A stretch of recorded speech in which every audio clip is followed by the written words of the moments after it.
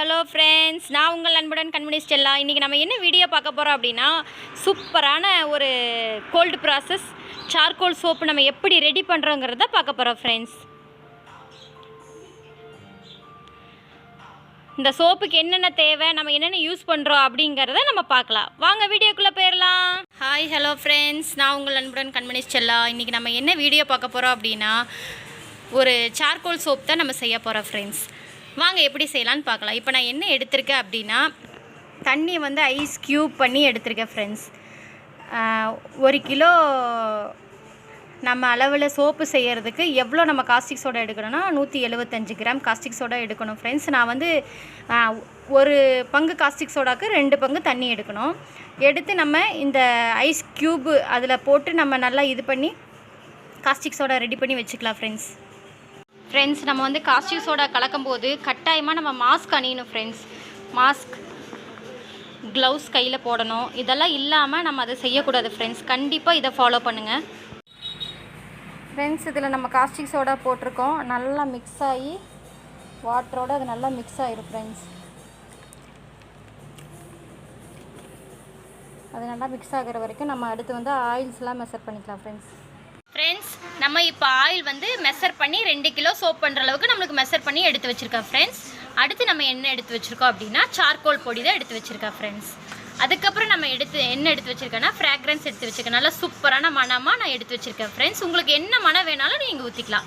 வாங்க நம்ம சோப்பு எப்படி ரெடி பண்ணுறதுங்கிறத பார்க்கலாம். ஃபஸ்ட்டு வந்து நம்மளுடைய பிளெண்டர் நம்மளுடைய பிளெண்டர் வச்சு நம்மளோட ஆயில்ஸ் எல்லாம் நம்ம அப்படியே கலக்கி விட்டுக்கலாம் ஃப்ரெண்ட்ஸ்.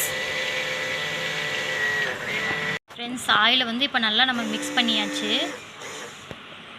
அடுத்து நம்ம காஸ்டிக் சோடா நம்ம கலக்கி வச்சது ஃப்ரெண்ட்ஸ். இப்போ நம்ம காஸ்டிக் சோடா கலக்கி வச்சதை கொஞ்சம் கொஞ்சமாக உள்ளே ஊற்றி நம்ம பிளெண்டர் போட்டு நம்ம கலக்கிக்கலாம் ஃப்ரெண்ட்ஸ். நீங்கள் புதுசாக செய்கிறவங்களா இருந்தால் பிளெண்டர் போடாதீங்க ஃப்ரெண்ட்ஸ். வேறு ஏதாவது கரண்டி அந்த மாதிரி வச்சு கலக்கிங்க. ஏன்னா சீக்கிரமாக கெட்டியாயிரும். கெட்டியாச்சுன்னா ரொம்ப கெட்டியாச்சுனாலும் நம்மளுக்கு வேஸ்ட் ஆகிடும் ஃப்ரெண்ட்ஸ். நம்ம கொஞ்சம் கொஞ்சமாக ஊற்றி பிளெண்டர் போட்டு கலக்கிக்கலாம் ஃப்ரெண்ட்ஸ்.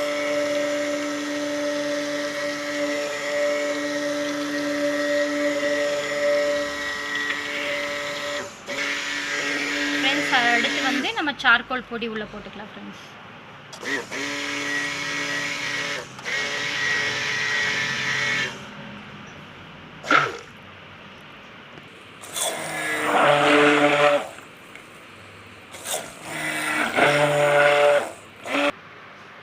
அடுத்து நம்ம பர்ஃப்யூம் ஊற்றிக்கலாம் ஃப்ரெண்ட்ஸ்.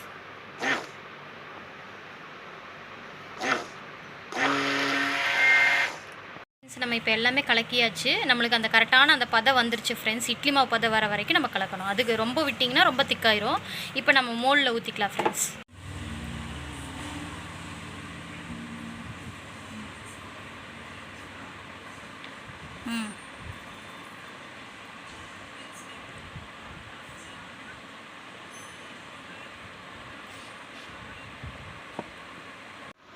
ஃப்ரெண்ட்ஸ், நம்ம எல்லா மோட்லேயும் ஊற்றியாச்சு ஃப்ரெண்ட்ஸ்.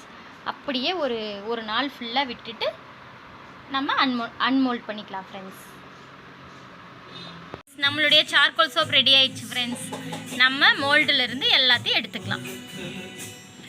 இந்த சோப் வந்து நம்ம உடனே யூஸ் பண்ண முடியாது ஃப்ரெண்ட்ஸ். அப்படியே நம்ம ஒரு மாதத்துக்கு நம்ம அதுக்கு வந்து ரெஸ்ட் கொடுத்துடணும். அதுக்கப்புறம் தான் நம்ம எடுத்து யூஸ் பண்ண முடியும் நம்மளுடைய சார்கோல் சோப்.